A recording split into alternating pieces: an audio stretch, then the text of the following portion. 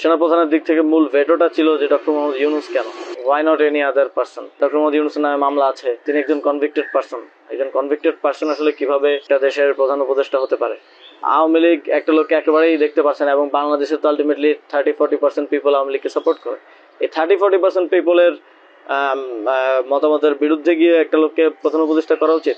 সেনাপ্রধান লাস্ট আমাদেরকে বলেছিল যে আমি বুকে পাথর চাপা দিয়ে এই সিদ্ধান্তটা মেনে নিচ্ছি। আমাদের এই দীর্ঘমেয়াদী পরিকল্পনাটা করতে হতো যে যখন থেকে আমরা ফার্ম ছিলাম যে শেখ হাসিনাকে চলে যেতে হবে, তারপরে কি হবে? আমরা তো আর শেখ হাসিনা চলে যাওয়ার পরে দেশটাকে ছেড়ে দিতে পারি না। তো এই জায়গা থেকে আমরা দেখা যায় যে এই চিন্তাটা আস্তে আস্তে আসতে থাকে, কিন্তু ওই সময়টাতে আসলে এটা বিশ্বাস করাও কঠিন ছিল যে 5 তারিখের মধ্যেই হয়তো হয়ে যাবে। আমাদের তো এমনকি সশস্ত্র বা অভ্যুত্থানের প্রস্তুতিও ছিল। 5 তারিখ যদি আমরা সফল না হতাম, হয়তো আমরা অস্ত্র তুলে নেওয়ার ঘোষণা দিতাম, এবং নাইট বাই ভিডিও বার তো রেডি রেখেছিল, আমিও কি ঘোষণা দিব সেটাও রেডি ছিল। তবে এর আগে আমরা এটা অনুভব করি যে পরবর্তীতে আমরা আসলে দেশটা আসলে কি হবে শেখ হাসিনা চলে যাওয়ার পরে। সেই জায়গা থেকে মানে এটা কোনো কালেকটিভ ডিসিশন এরকম ছিল না, এমন না যে আমরা মিটিং করে ডিসিশন নিয়েছি যে ডক্টর ইউনূসকে প্রধান উপদেষ্টা বানানো হবে বা এরকম কিছু। তখন আমার মূলত যোগাযোগ হয় ইয়ার সাথে, যে যোগাযোগ হচ্ছিল আমেরিকান এম্বাসির কয়েকজনের সাথে। এর পাশাপাশি হচ্ছে সাবেক ছাত্রদলের এক বড় ভাই আছেন শামীম ভাই, উনি মিরপুরে অর্গানাইজার হিসেবে খুব ভালো ভূমিকা পালন করছিলেন। তো ওনার সাথে আমার যোগাযোগ হচ্ছিল। উনি মূলত ওনার যোগাযোগটা ছিল মূলত মুশফিকুল ফজল আনসারি ওনাদের সাথে আর কি। তো ওনার মাধ্যমে আমার ডক্টর আলী রিয়াজ, তারপর হচ্ছে বদির আলম মজুমদার স্যারদের সাথে যোগাযোগ হয়। ওনাদের সাথে আমি কথা বলি। 1 তারিখ যখন আমরা আমাদেরকে ডিবি থেকে ছেড়ে দেওয়া হয়, সেদিন প্রাথমিক কথা হয়, কিন্তু 2 তারিখ মূলত আসল কথাবার্তা শুরু হয়। ওনাদের সাথে কথা বলে এবং ওনাদেরকে তখন আমি জিজ্ঞেস করছিলাম যে ডক্টর মোহাম্মদ ইউনূস কি আসবেন কিনা যদি আমরা আহ্বান করি। তো সবার একটা কমন কথা ছিল উনি আসবেন না, কারণ ওনাকে এর আগেও তো অনেকবার চেষ্টা হয়েছে আহ্বান করার। ওই 24-এর নির্বাচনের আগেও একটা আলোচনা ছিল, এবং এর আগেও 19 সালের দিকে একটা আলোচনা ছিল। এর আগেও যখন তত্ত্বাবধায়ক সরকার ছিল তখনও ওনাকে আনার চেষ্টা করা হয়েছিল, বাট উনি সবসময় পলিটিক্যালি ইয়ে থেকে রিফিউজ করেছেন, দূরে থাকতে চেয়েছেন। তো আলী রিয়াজ স্যারও আমাকে বললেন, বদির আলম মজুমদার স্যারও বললেন যে উনি আসবেন না, আরো যাদের সাথে কথা হচ্ছিল উনি রাজি হবেন না, এই ধরনের একটা কথা ছিল। বাট আমি সরাসরি ওনার সাথেই কথা বলতে চাই, এবং তখন হচ্ছে শামীম ভাই আমাকে ওনার বর্তমান যে পিএস সাব্বির ভাইয়ের নাম্বার দেন। তো সাব্বির ভাইয়ের সাথে যোগাযোগ করার পর সাব্বির ভাই আমাকে বলেন যে আমি তো স্যারের সাথে নাই। তো স্যারের সাথে মঈন চৌধুরী নামের একজন তখন স্যারের প্রাইভেট সেক্রেটারি হিসেবে কাজ করছিলেন। তো সাব্বির ভাই আমাকে মঈন চৌধুরীর নাম্বার দেন। মঈন চৌধুরীর সাথে আমি যোগাযোগ করি 2 তারিখ কি 3 তারিখ হবে, এবং ওনার সাথে আমার কথা হয়। এবং উনি তখন বলছিলেন যে স্যারের একটা ছোট সার্জারি আছে। স্যার তখন ফ্রান্সে ছিলেন। তো সার্জারি আছে, এবং পরবর্তীতে আমি ওনাকে মেসেজগুলো ক্লিয়ার করার চেষ্টা করি যে আমরা চাচ্ছি এমনটা। তো উনি স্যারের সাথে কথা বলেন। স্যার আমাদেরকে পরে একটা মেসেজ পাঠান যে তোমরা যেটা করতেছো আমি তোমাদের সাথে আছি আর কি। এটা হচ্ছে 2 তারিখের দিকে স্যার একটা মেসেজ আমাদেরকে পাঠান থ্রু মঈন চৌধুরী, কিন্তু তখনও কথা হয়নি। স্যারের সাথে আমার প্রথম কথা হয় হচ্ছে, মানে আমি বারবার ইনসিস্ট করছিলাম সরাসরি কথা বলতে, কারণ সবাই সবাই অনুৎসাহিত করতেছে যে স্যার আসবেন না, আদার অপশনস দেখার জন্য, প্রধান উপদেষ্টা হিসেবে অন্য কাউকে দেখার জন্য অনেক নামও আসতেছিল, অনেক নামও সাজেশন আসতেছিল। কিন্তু আমার চিন্তাটা ছিল যে আমাদের যে অর্থনৈতিক ভঙ্গুর পরিস্থিতি, তারপরে একটা বিশেষ পরিস্থিতিতে আমরা সরকার গঠন করলে সেটার জাতীয় আন্তর্জাতিক যেই স্বীকৃতির ব্যাপার আছে, এগুলো আসলে ডক্টর মোহাম্মদ ইউনূস ছাড়া পসিবল হবে না। তো সেই জায়গা থেকে আমি বারবার যোগাযোগ করার চেষ্টা করি। পরে মঈন চৌধুরী স্যারের সাথে আমাকে কথা বলিয়ে দেন। সম্ভবত ওনার নাম্বার থেকেই প্রথম কথা বলা হয়, এবং স্যারকে আমি অ্যাপ্রোচ করার পরে স্যার আমাকে বললেন যে আমি হচ্ছে তোমরা অন্য কাউকে ভাবো। এটা সম্ভবত 3 তারিখ। স্যার বললেন যে, এবং স্যার কয়েকজনের নামও বললেন যে তোমরা ওনাদেরকে ভাবতে পারো। এর মধ্যে 2-1 জন আমাদের উপদেষ্টা পরিষদে আছে এখন। স্যার বললেন যে আমার লাইফটা তো ডিফারেন্ট, আমি ওইখান থেকে আসবো কিনা। এবং উনি বলেন যে তাহলে, আমি যখন বললাম যে স্যার আপনাকে ছাড়া হবে না, আপনাকে আসতেই হবে, তখন উনি বললেন যে আমি ভেবে দেখি, তোমরাও ভাবো, যদি আদার কোনো বেটার অপশন পাওয়া যায় তাহলে তোমরা ভাবো, আর আমিও ভেবে তোমাদেরকে জানাবো। তো 3 তারিখ তো অনেক কিছু আনসার্টেন ছিল, এক দফা শুধু ঘোষণা হয়েছে, কবে পতন হবে, কবে আসবে, এটা আনসার্টেন ছিল। আমার মনে হয় এটাও ডিসিশন নেওয়ার ক্ষেত্রে একটা বাধা ছিল সে সময়। কিন্তু আমি যথেষ্ট, আমার মনে হচ্ছিল যে উনি ডিনাই করলেও he is to some extent positive, যেটা বাকিদের থেকে আসতেছে যে একেবারেই আসবে না এরকম। আসিফ স্যারও বলতেছিল যে আসবে না স্যার, রাজি হবে না। তো আবার আমার মনে হচ্ছিল যে এই লোকগুলো তো সবাই স্যারকে পার্সোনালি চেনে, তো ওনারা বলতেছে। কিন্তু আমরা ইনসিস্ট করি, আমি ইনসিস্ট করি, এবং আমি তখন আসলে বাকিদেরকে জানিয়ে রাখছিলাম যে আমার স্যারের সাথে যোগাযোগ হচ্ছে। তখন এটা কোনো কালেকটিভ ডিসিশন ছিল না যে ওনাকে আমরা প্রধান উপদেষ্টা করব। আমি নাহিদ ভাই, মাহফুজ ভাইদেরকে জানিয়ে রাখি যে আমার ওনার সাথে যোগাযোগ হচ্ছে, দেখি এটা কোথায় যায়। আর সবার কাছেই তো তখন সময়টা আনসার্টেন ছিল যে কখন পতন হবে, কখন সরকার হবে। এটা অনেক ফার সাইটেড আসলে বিষয় ছিল ওই সময়টাতে, কারণ আমাদের মনে হচ্ছিল না যে 5ই আগস্ট পতন হবে। আমাদের মনে হচ্ছিল যে আরো হয়তো দীর্ঘ সময় আমাদের লড়াই করতে হতে পারে। ইভেন সব ধরনের সম্ভাবনাই ছিল, এটা একটা গৃহযুদ্ধের দিকে যাওয়ার পরিস্থিতিও ছিল ওই সময়টাতে। তো পরবর্তীতে যখন এরপর স্যারের সাথে আমার কমিউনিকেশন, স্যারের টিমের সাথে কমিউনিকেশন চলছিল। 5 তারিখ মূলত স্যারের সাথে আবার কথা হয়।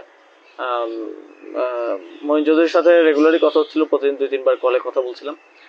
5 তারিখ স্যার যখন সার্জারিতে ঢুকবেন, ঢোকার আগে হচ্ছে কথা হয়, যখন শেখ হাসিনা পালিয়ে গেল সন্ধ্যায় আমরা চ্যানেল 24-এর অফিসে। তখন আমি স্যারের সাথে কথা বলতে চাই যে এখন তো পতন হয়ে গেছে, এখন একটা ডিসিশনে আসতে হবে। তো তখন মঈন ভাই স্যারের সাথে আমাদেরকে কলে যুক্ত করেন।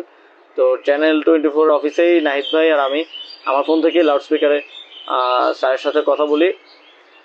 তো স্যারকে আমরা বলি যে স্যার এখন একটা ডিসিশন আসতে হবে, আর স্যারও সার্জারিতে চলে যাচ্ছিলেন তারপরে ডিসিশন দেওয়াটা। তো স্যার এক ধরনের তখন মনোসম্মতি দিলেন যে আমি আসবো। আর এর মাঝে তো 2 দিন স্যারও আলোচনা করেছেন বিভিন্ন পর্যায়ে। আমি আসবো, তবে বিস্তারিত কথা বলার আগে তোমরা কোথাও এটা অ্যানাউন্স করো না আর কি। তো এই আলোচনাটা হওয়ার পরে আমরা, অনেকগুলো বিষয় ছিল ডিসকাস করার মতো, আলোচনাটা হওয়ার পরে আমরা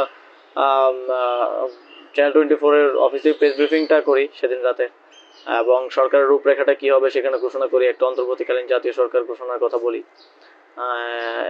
এছাড়াও আরো রূপরেখাগুলো বলি যে রাজনৈতিক অংশগ্রহণ, তারপর সিভিল সোসাইটি, তারপরে অভ্যুত্থানের নেতৃত্বের অংশগ্রহণ, এই পলিসিগুলো আমরা সেখানে ঘোষণা করি। স্যারের নামটা ঘোষণা করা হয়নি।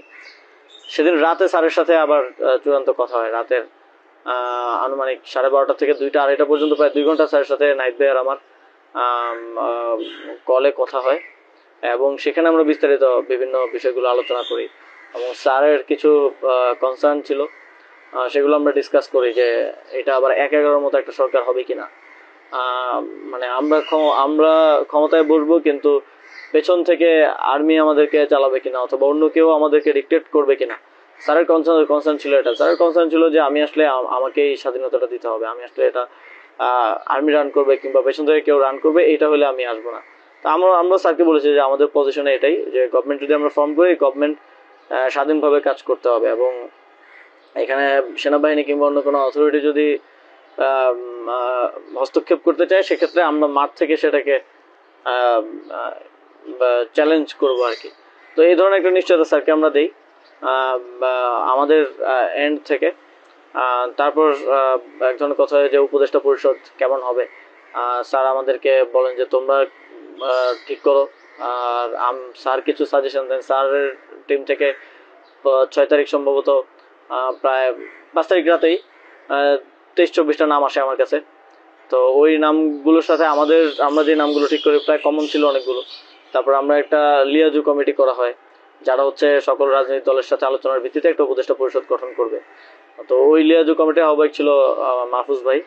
তো ওনারা কমিউনিকেশন শুরু করে দেয় জামাতের সাথে, বিএনপির সাথে, আরও যারা রাজনৈতিক দল আছে, সিভিল সোসাইটি আছে, তাদের সাথে যোগাযোগের মাধ্যমে সবার থেকে নাম প্রস্তাব আসতে থাকে। কিছু নাম ছিল কমন, আমাদের এখানেও কমন। যেমন কিছু মানুষজন, যেমন সালাউদ্দিন আহমেদ স্যার, উনি তো অর্থনীতিতে বাংলাদেশে মানে এই মুহূর্তে যদি আমরা চিন্তা করি তাহলে ওয়ান অফ দ্য বেস্ট। তো ওনার নামটা সব দিক থেকে আসে। তো এরকম কিছু কমন নাম আসে, আবার কিছু নাম দেখা যায় আমরা ইনক্লুড করি বা কোন এক পক্ষ থেকে আসে কিন্তু অন্য পক্ষ এটাকে আবার রিফিউজ করে। বিএনপির কিছু নামের ব্যাপারে আপত্তি ছিল, তাদেরকে পরে নেওয়া হয়নি। তো এভাবে একটা মোটামুটি সবার সাথে কনসালটেশনের ভিত্তিতে একটা উপদেষ্টা তালিকা করা হয়। এবং যেদিন স্যার ল্যান্ড করে বাংলাদেশে আসেন 8 তারিখ দুপুরে, আর্মি থেকেও কিছু নাম প্রস্তাব করা হয়, কিন্তু আমরা একটু প্রায় 5-6টা নাম আমরা একটু ঘেটে দেখলাম যে এই লোকগুলো ওইভাবে সর্বজন গ্রহণযোগ্য না। এবং আরেকটা সমস্যা হচ্ছে তাদের অনেকেরই হয় না যে সফট আওয়ামী লীগ অ্যান্ড আওয়ামী লীগের সিভিল সোসাইটি হিসেবে পরিচিত, অথবা তাদের ব্যাকগ্রাউন্ডটা একজন আর্মি অফিসিয়ালসের নাম ছিল সেখানে, এক্স আর্মি অফিসিয়ালস। তার ব্যাকগ্রাউন্ড আমরা দেখি যে তিনি ইন্ডিয়ায় তিনি 4 বছর ছিলেন এবং 4 বছরে তিনি কয়েকটা কোর্স করেছেন সেখানে। সো আবার ওনার ব্যাপারে জনমত হচ্ছে র কানেক্টিভিটি আছে। তো ওই নামগুলো আমরা কেটে দেই এবং সেখানে আর্মি কিছুটা নাকশ হয় যে এই নামগুলো কেটে দেওয়ার পরে। এবং ওই স্যারের সামনে রেখেই, কারণ স্যার ওই যখন ভিভিআইপি লাউঞ্জে স্যার ছিলেন এয়ারপোর্টে, তো স্যারের সামনে রেখে আমি আর আসিফ স্যার নামগুলো কেটে দিই যে এই নামগুলো তো আমরা দেই নাই। সেখানে আর্মি চিফও ছিলেন। তো আমাদের ইয়েটা ছিল ওইটাই যে আগের রাতে আমরা যেটা কথা বললাম যে এই উপদেষ্টা পরিষদে যদি আর্মির লোকজনই বেশি থাকে তাহলে তো এটা ডিজিটাল আর্মি ব্যাগ আবার 111 টাইপ গভর্নমেন্টই হচ্ছে। সেই জায়গা থেকে আমরা এই নামগুলো নিতে চাইনি। তবে সেখানে আমরা যুক্তি দিয়েছি যে কারণ সবার প্রোফাইলটা যখন আমরা একটু ঘাটাঘাটি করেছি দেখেছি সবারই কোনো না কোনো প্রবলেমেটিক এলিমেন্ট সেখানে আছে। হয় তার র কানেক্টিভিটি হিসেবে জনমত আছে মানুষের মধ্যে গুঞ্জন আছে, অথবা তার আওয়ামী লীগের সিভিল সোসাইটি হিসেবে পরিচিতি আছে। তো এই ধরনের একটা বিষয় ছিল ওই 5-6টা নামের মধ্যে, যে কারণে আমরা সবগুলো নামই প্রায় কেটে দিই। শুধু একটা নাম আমরা রেখেছিলাম সিএসটি উপদেষ্টা যিনি আছেন, কারণ আমার কাছে মনে হচ্ছে ওইটা সেন্সিটিভ জায়গা এবং দেশের এরকম একটা ট্রানজিশন টার্মাল সিচুয়েশনে যেহেতু আর্মি পুরোপুরি আমাদের পার্বত্য অঞ্চলের সমস্যাগুলো ডিল করে, তো সেখানে তাদের কথাটা রাখা উচিত। সেই জায়গা থেকে ওনার নামটা আমরা রাখি, শুধু আর্মির প্রপোজাল থেকে বাকিগুলো কেটে দেওয়া হয়।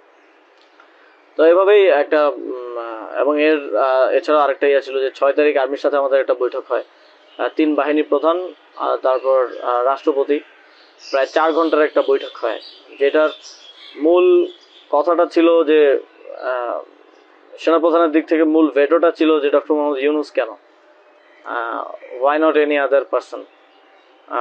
তো আমরা আমাদের জায়গায় অ্যাডামেন্ট ছিলাম, বিকজ আমরা তো 5 তারিখ রাতেই ঘোষণা দিয়ে দিয়েছি যে doctor Mohammad Yunus will be the chief adviser of the next interim government. এবং সেটা এক ধরনের বৈপ্লবিক কায়দায় আমরা ভিডিও বার্তা দিয়ে ঘোষণা দিয়ে দিয়েছি, আমরা কোনো নিয়মের কিংবা সংবিধানের তোয়াক্কা সে সময়টাই করে নেই। কিন্তু উনি বারবার বলার চেষ্টা করছিলেন যে ডক্টর মোহাম্মদ ইউনূসের নামে মামলা আছে, তিনি একজন কনভিক্টেড পার্সন আসলে কিভাবে ইয়ে হতে পারে, একটা দেশের প্রধান উপদেষ্টা হতে পারে। তো আমরা যখন এগুলো ডিবাঙ্ক করতেছিলাম কথাগুলোকে যে এগুলো তো আওয়ামী লীগের সময়ের পলিটিক্যালি মোটিভেটেড মামলা, এই মামলা তো দেখা গেছে সবার নামে পাওয়া যাবে, আমাদের নামেও আছে। তো এটা বলার পর আবার ওনারা আরেকটা কথা বললেন যে সোসাইটির একটা বড় অংশ তো আসলে ওনাকে হেট করে, এবং বড় অংশ বলতে উনি তখন সরাসরি বলেছেন যে আওয়ামী লীগের অন্তর্বর্তীকালীন সরকারটা তো সবার কাছে গ্রহণযোগ্য হতে হবে। এখন আওয়ামী লীগ তো ডক্টর মোহাম্মদ ইউনূসকে 2 চোখে দেখতে পারে না, একদম অপছন্দ করে। তো এখন এই আওয়ামী লীগ একটা লোককে একেবারেই দেখতে পাচ্ছে না, এবং বাংলাদেশে তো আলটিমেটলি 30-40% পিপল আওয়ামী লীগকে সাপোর্ট করে। এই 30-40% পিপলের মতামতের বিরুদ্ধে গিয়ে একটা লোককে প্রধান উপদেষ্টা করা উচিত। তো আমরা তখন বললাম আওয়ামী লীগ এমন কিছু না যেটা নিয়ে এখন আমাদের কনসার্ন হওয়া উচিত। আওয়ামী লীগকে আমরা পরাজিত করেই এই প্ল্যাটফর্মে আসছি, এখানে আমরা বসছি। আওয়ামী লীগ কি চাইলেও না চলে এটা এখন আর ম্যাটার করে না কোনোভাবে। কিন্তু উনি বারবার এই কথাটা ঘুরে ফিরে বলতেছিলেন যে এই সরকার তো একটা নির্বাচন আয়োজন করবে, এই জন্য বিএনপি আওয়ামী লীগ সবার কাছে এই সরকারের গ্রহণযোগ্যতা থাকা প্রয়োজন। আওয়ামী লীগ তো ডক্টর মোহাম্মদ ইউনূসকে একেবারেই দেখতে পারে না, ওনাকে আওয়ামী লীগ মেনে নিবে না উনি আসলে। কিন্তু আমাদের কথা ছিল যে আওয়ামী লীগ তো এখন আর এই মুহূর্তে ডিসিশন মেকিং এ আওয়ামী লীগ ম্যাটার করে না। এটা গণহত্যা ঘটনার পরে সে কি ভাবলো বা তার কি পজিশন, দ্যাট ডাজন্ট ম্যাটার। এরপরও ওনারা নানা ধরনের যুক্তি দিতে পারে এবং শেষে 4 ঘন্টা এই বিষয়ের উপরে ডিসকাশন হয়। 4 ঘন্টা, আধা ঘন্টা হয়তো অন্যান্য ইস্যুস নিয়ে ডিসকাস হয়েছিল, বাট 4 ঘন্টা প্রায় 3.5 ঘন্টা ইস্যু নিয়ে ডিসকাস হয়। তো এখানে আসছিলাম আমি, নাহিদ ভাই, মাহফুজ ভাই আর নাসির ভাই। আর বাকি আমাদের সাথে যারা ছিল তারা বাইরে অপেক্ষা করছিল। আসিফ স্যার ছিল, তারপরে তানজিমুদ্দিন স্যারও ছিল, আরও সমন্বয়িকা ছিলেন আরও 10-12 জন। সবাই বাইরে অপেক্ষা করছিল আর কি এই 4 ঘন্টা। তো তারা বারবার 2বার হচ্ছে বিরতি দিয়ে আমাদেরকে আবার ভাবতে বলে আবার চলে যেত, আবার এসে আবারও একই জায়গা থেকে কথা শুরু করতো। মানে আমরা বুঝতে পারছিলাম যে ডক্টর মোহাম্মদ ইউনূসকে এখানে এস্টাবলিশমেন্ট কোনোভাবেই চাচ্ছে না। আর আমাদের কথা ছিল আমরা ঘোষণা দিয়ে দিছি এবং আমরা এক ধরনের হুমকি সুরে সেখানে বলি যে যদি এটা রাষ্ট্রীয়ভাবে না হয়, যদি রাষ্ট্রপতি ঘোষণা না দেয় ডক্টর মোহাম্মদ ইউনূসকে প্রধান উপদেষ্টা হিসেবে, তাহলেও আমাদের কিছু যায় আসে না, কারণ আমরা অলরেডি ঘোষণা দিয়ে দিয়েছি। আমরা আমাদের তৈরি করা উপদেষ্টা পরিষদ নিয়ে শহীদ মিনারে গিয়ে শপথ নিব। এই হুমকিটা দেওয়ার পরে তারা একটু মানে নড়ে চড়ে বসে এবং তারা গিয়ে রাষ্ট্রপতির সাথে ডিসকাস করে আসে। এবং সেনাপ্রধান লাস্ট আমার মনে পড়ে আমাদেরকে বলেছিল যে আমি বুকে পাথর চাপা দিয়ে এই সিদ্ধান্তটা মেনে নিচ্ছি। এবং তো আমাদের জায়গাটা ছিল খুবই রিজেক্ট যে ডক্টর মোহাম্মদ ইউনূসকে না আনতে পারলে এখানে একটা শক্ত সরকার গঠন করা পসিবল হবে না। এবং আর্মির যেই মোটিভেশন ছিল, এটা আবার 1-11 মতো একটা সরকার গঠন করার তাদের মোটিভেশন ছিল। যখন তারা নামগুলো দেয়, 6টা-7টা উপদেষ্টার নাম দেয়, তখন এটা বোঝা যায় এবং ডিকটেট করার এক ধরনের। আমরা যদি এখানে অন্য কাউকে নেই যার পার্সোনালিটি এত স্ট্রং না, তাহলে আলটিমেটলি আমরা আসলে অন্য কারো দ্বারাই পরিচালিত হব, ড্রিভেন হব। এই সরকারটা আত্মনির্ভরশীল একটা স্বতন্ত্র সরকার হতে পারবে না। তো তারপর তো ঘোষণা দেয়, রাষ্ট্রপতি ঘোষণা দেয় ডক্টর মোহাম্মদ ইউনূসকে প্রধান উপদেষ্টা হিসেবে 6 তারিখে, এবং 8 তারিখ হচ্ছে পরবর্তী উপদেষ্টা পরিষদটা গঠিত হয়। 8 তারিখ শপথ অনুষ্ঠানটা হয়। স্যার যখন সার্জারি শেষ করে দেশে আসেন, তারপর ওই দিন সন্ধ্যায় সরকারটা গঠিত